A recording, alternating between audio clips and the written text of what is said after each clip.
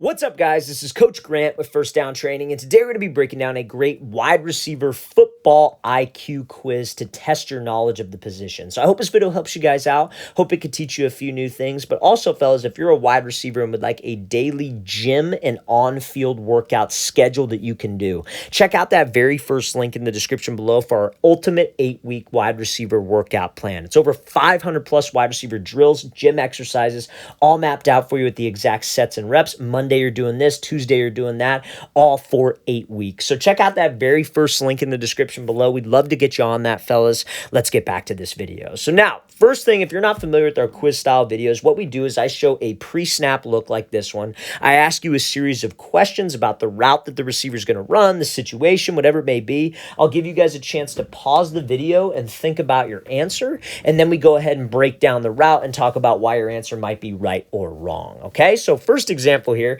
we got Michael Thomas. How would you guys run a 5-yard in route? So like a 5-yard in, 5-yard under, whatever it is, versus this type of coverage. So how would you guys run a 5-yard in versus this type of coverage? So you guys can go ahead and pause the video and think about your answer. So pause the video. All right, let's break this thing down. So number one thing we always want to identify as a wide receiver coming up to the line of scrimmage is we're looking for the DB's leverage, and we're also looking for the distance he has between me and him, right? So I come up to the line, I see that this DB is shaded a little bit to the inside. How you can tell with that is you look at where the middle of his body is even with, or you look at his stance, I guess you could say, the middle of his feet, or even with Michael Thomas's front foot. So that means that he's shaded a little bit to the inside. Now, second thing I want to look at is distance, right? Michael Thomas is clearly off the ball, but this DB is, maybe about half a yard away, inside shade. So we could assume that it's inside shade press coverage. So if you have to run this 5-yard in, that is very, very similar to how you would run a slant route versus inside shade press coverage. And we go over that a lot on this page. So if that's what you guys said, that you would want to do something called a diamond release, which is where you attack this DB to the outside shoulder and hip for 1, 2, 3 hard steps. The goal is to get him to open up his hips to the fade, and then you'd slip underneath. Now, Michael Thomas doesn't do that on this, and this is why you cannot go away from that diamond release versus this situation. What he tries to do is he tries to force the release versus inside shade press. Guys, you can never force an inside release versus inside shade press when it is a talented DB. If it's a scrub, you're going to be able to do it. But he's a scrub. I'm not trying to get you ready for DBs who are bad. I'm trying to get you ready for college-level DBs who have been well coached and know what they are doing. Because, again, that's where everybody struggles. You go to a camp, you go to practice, you're in a real game, and you go up against a DB who actually knows what he's doing. All of a sudden, the moves that you are doing are not working because that guy is well coached, right? A well-coached DB is very, very tough when you don't have good technique as a receiver. So, and I'm not saying Michael Thomas doesn't have good technique. He's one of the best receivers, ever played the position. Well, maybe not ever played position, but like you can make that argument when he was on, right? So, or like in his prime, I guess you could say. So we got this inside shade guy, like his sole responsibility is to prevent the inside route. So if you just try to take off and run to the inside, what do you think he's going to do? He's going to keep his leverage. He's going to get hands on you, and the hands on the wide receiver disrupt the timing. Like a lot of you might be thinking, well, coach, he was open. The quarterback just missed the throw. Like guys, the quarterback is dealing with a pass rush, and the DB knows that. So if he could get hands on us and disrupt timing, guys, like the quarterback's got to throw the ball or he's got to move on to another receiver if we're not off the ball right away. So that is why you would want to attack the outside shoulder. Let's get off the ball fast. Let's make him open up his hips and then cut underneath, then get to the spot, and the quarterback can hit us right in stride. Because, again, we kept timing. We didn't just run into blatant hand contact that we didn't need to run into. So let's play this again, full speed one more time. Just make sure, fellas, whether you're running any route, you're running a dig, you're running a post, you have that inside shade press, please do not force that inside release. Okay, so now, this one is going to be a little bit different of a question here. This wide receiver is going to be running something called a slot fade. Okay, so this slot fade route, he's got a DB inside shade, kind of like maybe like 2 to 3 yards away, right? So a slot fade is just like you would run it exactly like how you'd run a regular fade, except maybe you wouldn't like try to restack him, right? Like let's say this receiver was lined up on the outside. He would give a move to attack this DB inside, close the space, give him a fake, take the outside release, and you would try to stack him so the quarterback can fade you. But on a slot fade, you have to fade, right? Because usually what we'll have on the outside is like a hitch or something like that. It's almost like that smash concept, if you will. Now, this receiver does it correctly, runs the route correctly, but I want to ask you, this is, like I said, it's going to be a different type of question. Why didn't this work? So he does it correctly, but why didn't the route work? So let's play at full speed. So he comes off the ball, he attacks, he gets separation, he's got him beat by a step. Why didn't this work? Why was he able to get hands on it? And some of you might think it's just great defense. I think there's something that you could do here as a receiver that makes this easier. So what do you guys think? You guys could, I'm going to keep playing the video, but go ahead and think about your answer. So why didn't this work? You guys just think about your answer. So again, does everything right. He runs the route right.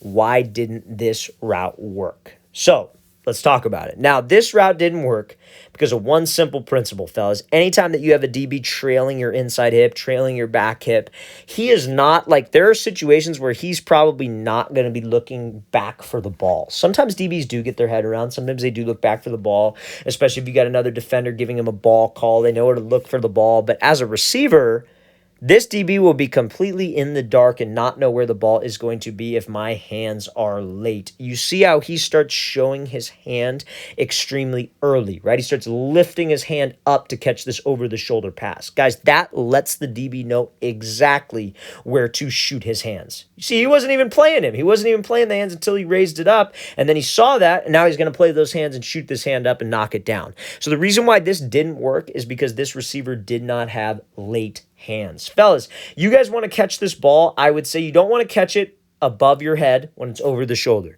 You don't even want to catch it eye level when it's over the shoulder. You want to catch this thing at your chest, and that is when you want to show your hands because that gives the DB less time to react. When you catch that ball at your chest, it's easier to put this thing away, and he doesn't know where to shoot his hands through. Another reason too, like let's say this receiver caught it, right? Let's say he caught the ball right here.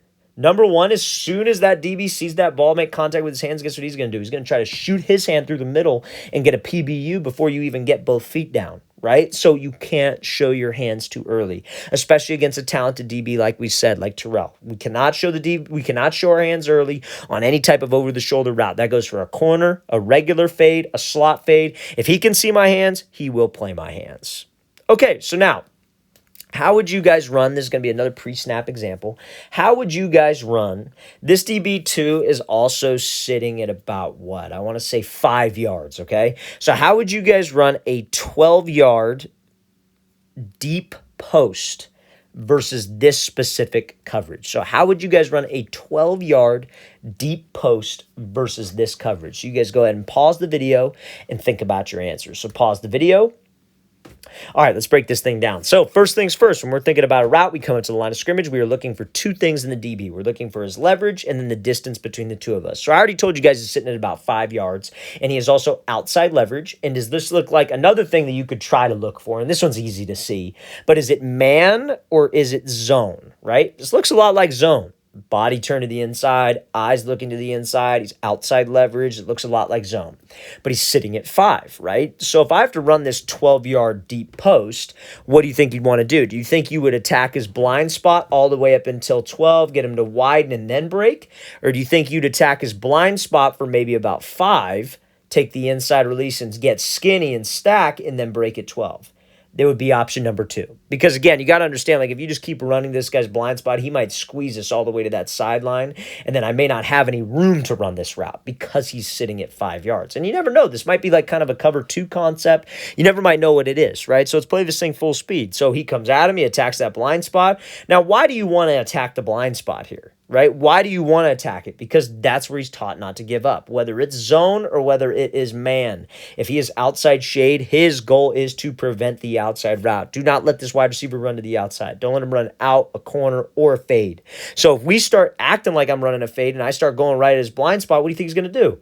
He's going to take a couple steps. He's going to protect his leverage. But guess what that does? That allows us to take an inside release. And if you were running something like a hard post, that creates a bigger window between this DB who's outside shade and his safety help. Because anytime a DB's outside shade, zone or man, he has safety help. Now, if he was sitting off coverage, and let's say this was like 8 yards, and you had to run a 12-yard deep post, that's when you would probably attack his blind spot all the way up until 12. And then break it off. But because he's sitting at 5, you have some time and you have some room in order to restack or get skinny. That's textbook routed from Devonta Smith. It looks maybe kind of like a fade. It could be a fade. You would run, honestly, guys, it'd be the exact same way if it was a fade. You would just want to try to restack him a little bit more. But I consider this kind of a very, very skinny post.